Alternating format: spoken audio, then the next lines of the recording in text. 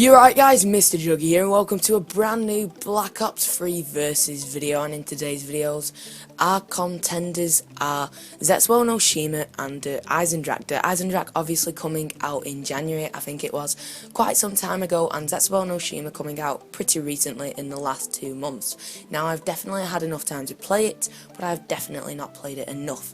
And this is just going to be comparing it to incredible maps, but incredible for extremely different reasons. Eisendrache was just such a replayable, enjoyable experience for all types of players.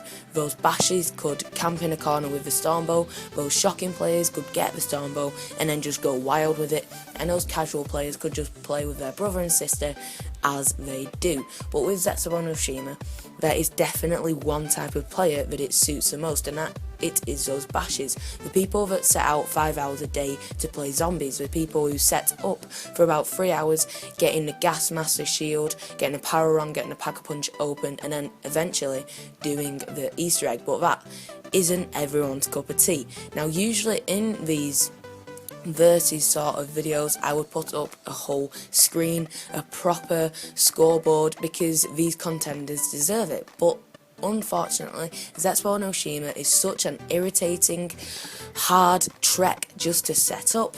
There's no point in putting that much effort into it, because the Eisendrache would beat it in every single competitive little stage, because my stages consist of wonder weapon, replayability, who it suits and things like that. But with Zetsubou no Shima, who it suits, tryhards.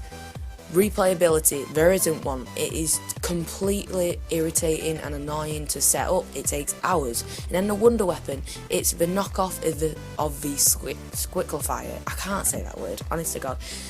And put it in the comment section down below if you can actually spell it, because it's a proper meal. Now, the wonder weapon, it's a buildable.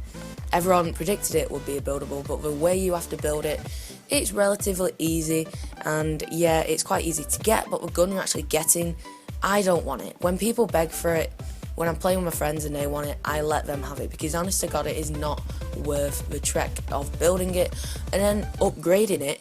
That is unbelievably hard. It's like climbing Mount Everest.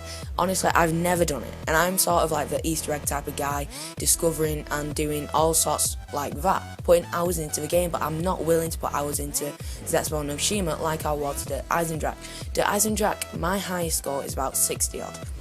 With Zetsubou no Shima, it's about 40, 50, and honest to God, it took me all day to get to 40 or 50. 60, it took me about 4 hours.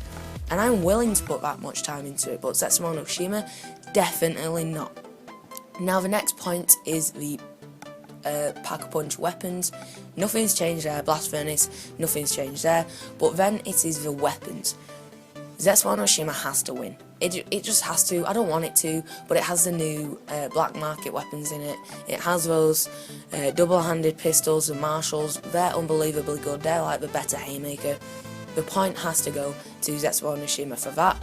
And the only other point it gets, out of my 10 comparisons, the only other point it gets is probably going to have to be the perks.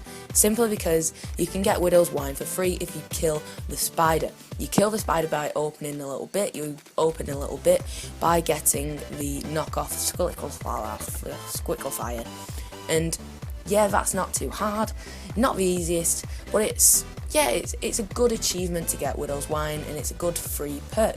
So those are the only 2 points out of the 10 possible points that Zetsubou no Shima gets compared to the Eisendrache. Zetsubou no Shima is darker, gloomier, it's more depressing. They went for a scary theme. It turned out to be a dark, gluttery, can't be bothered to set the new tones feel. I mean, with the Eisendrache, you've got the blue room, you've got purple colours, you've got all sorts of colours. Even the pack-a-punch skin that they put on the new weapons, it is green, it's dark, it's hanging. With the Eisendrache, they have such a nice red, blue, yellow, orange, whatever sort you wanted, they had it. And with Zetsubou no Shima, I just don't get the new feel. Even the comments by the new characters, Takeo 1.0, no 2.0, sorry, and Dempsey. They're not funny, they're not witty, unlike in the Eisendrache, Dempsey, and I mean the equivalent to Dempsey, Takeo, is just not doing it for me, and that is why this versus video isn't your typical versus video. I might have to compare Zetsubou no Shima to something like Transit or some other shocking map that we have had in the past. But guys, if you did enjoy this video and agree with any of my points, please drop a like, subscribe, and comment in ways to improve my next Black Ops 3 video. But until then, goodbye.